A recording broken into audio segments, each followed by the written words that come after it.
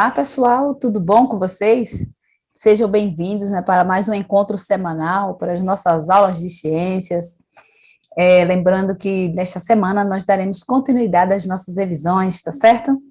Então, já começamos, né, semana passada, e nesta semana agora serão os últimos conteúdos, né, que nós já trabalhamos durante esse período. Então, gente, temos atividades a fazer, se existem dúvidas, né, com relação a esses conteúdos, nós precisamos sanar essas dúvidas para que possamos estar preparados, né, para a nossa prova semana que vem. Vamos lá? Nessa nossa aula, nós falaremos sobre a Terra, não é, movimento da Terra, a Lua. Entre as páginas 118 e 135 do nosso livro, né, nós estaremos acompanhando. Enquanto nós respondemos as atividades, né, a gente vai comentando aí sobre os nossos conteúdos, tá certo? Então, vamos lá. A notícia a seguir fica na página 138 do nosso livro, né? De olho na notícia. A notícia a seguir discute um fenômeno que foi observado por muitas pessoas em julho de 2018. Leia o texto e faça o que se pede. O texto é esse. Maior eclipse total da Lua do século XXI ocorre nesta sexta-feira. Olhar para o céu no início da noite desta sexta-feira, que é 27 de julho de 2018, será um convite obrigatório. A partir das 16h30, começa o eclipse lunar mais longo do século XXI, que deve durar cerca de 1h e 43 minutos. Em quase todo o planeta será possível acompanhar o fenômeno, que geralmente ocorre 2 vezes por ano, com um tempo de duração de 60 a 80 minutos, podendo durar até muito menos. Em 2015, por exemplo, a cobertura total da Lua durou apenas 12 minutos.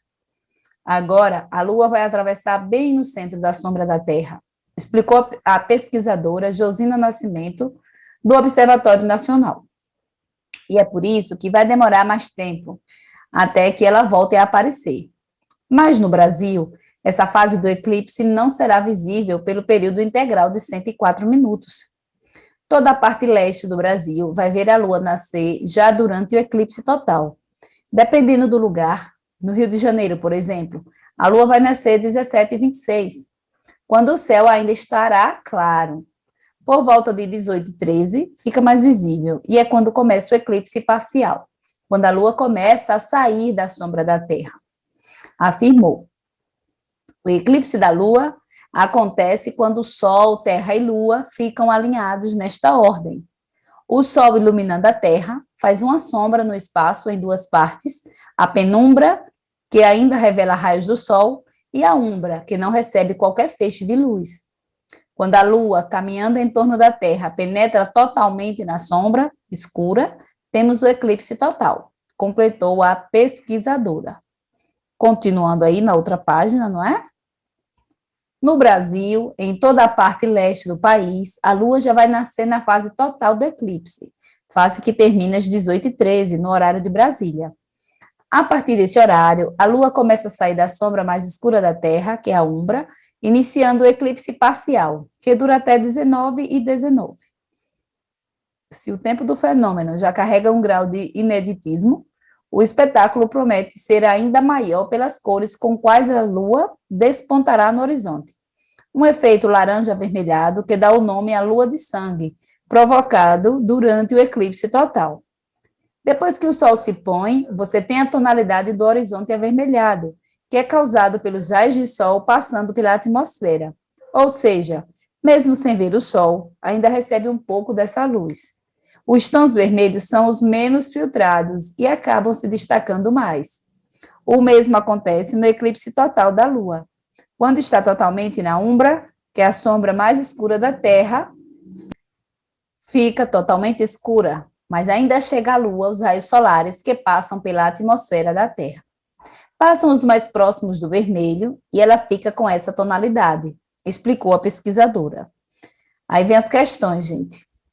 Na letra A, vocês vão procurar aí as palavras que vocês não entendem o significado, né, que vocês desconhecem, e vão procurar no dicionário a definição dessas palavras, certo? A letra B, você se lembra de ter observado em 2018 o fenômeno descrito no texto?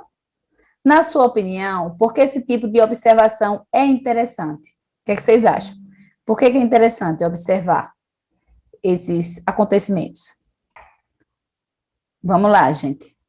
Então, é importante, né, valorizar os conhecimentos construídos historicamente sobre o mundo físico para entender e explicar a realidade. Vocês sabem que até hoje, né, tem pessoas que não entendem esse eclipse, que acham que é algo ruim, é algo inexplicável, né? Não entende como acontece um eclipse. Mas é importante a gente observar até para valorizar, né, o conhecimento. A importância da observação de fenômenos naturais e da busca de explicações por parte da ciência também é muito importante. Né? Então, assim, a gente entende a ciência das explicações para os fenômenos. Então, é importante a gente conhecer, a gente observar, né, estar presente, vendo realmente, conhecendo aquela explicação desses fenômenos. A letra C. Por que o fenômeno descrito se destacou mais do que outros eclipses lunares? O que é que vocês acham? Porque pelo tempo, né? E também porque foi total, né? Porque assim sempre acontecem eclipses. Agora, total é mais difícil, né? Não é sempre que a gente percebe. Parcial a gente sempre vê.